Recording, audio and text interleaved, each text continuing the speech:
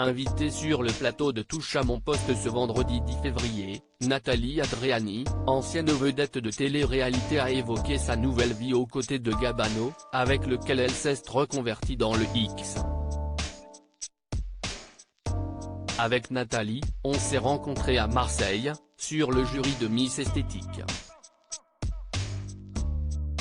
Je ne la connaissais pas, mais on s'est super bien entendu, confiait Gabano Manang, la villa des cœurs brisés, à Gossip Room, lorsqu'il a fait la rencontre de Nathalie Andréani, Secret Story 8. Depuis, les deux anciens candidats de télé-réalité ne se sont plus jamais quittés et ont même décidé de se marier. Si est-il le soir du 31 octobre 2022 que ces derniers se sont unis, pour de faux, mais pour la vie, elle a dit oui. Le mariage des deux amants terribles. Merci à @JeremStar qui nous a unis pour le meilleur et le meilleur, annonçait le jeune homme de 39 ans sur ses réseaux sociaux. Gabano et Nathalie se sont visiblement bien trouvés puisqu'en plus de bien s'entendre dans leur vie personnelle, ils sont sur la même longueur d'onde concernant leur vie professionnelle. Les deux parents ont mis un terme à leur carrière de télé-réalité pour se lancer, ensemble, sur des plateformes de charme et payantes où ils mettent du contenu dédié pour satisfaire leurs abonnés.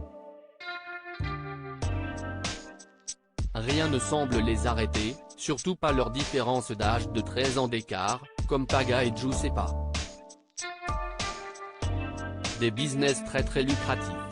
Si est d'ailleurs pour parler de cette différence d'âge et de leur nouvelle vie coquine que les deux sudistes se sont rendus sur le plateau de Touche pas à mon poste ce vendredi 10 février 2023.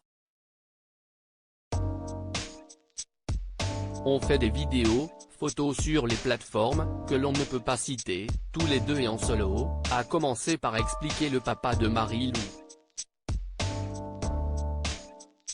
Et à la question de Gilles Verdez, quand vous êtes sur des plateformes, si est-il pour cultiver votre désir mutuel ou simplement pour gagner de l'argent? L'ex de Vivian, également à la tête de sa propre société lucrative, rajoute, sans filtre, que si est du business.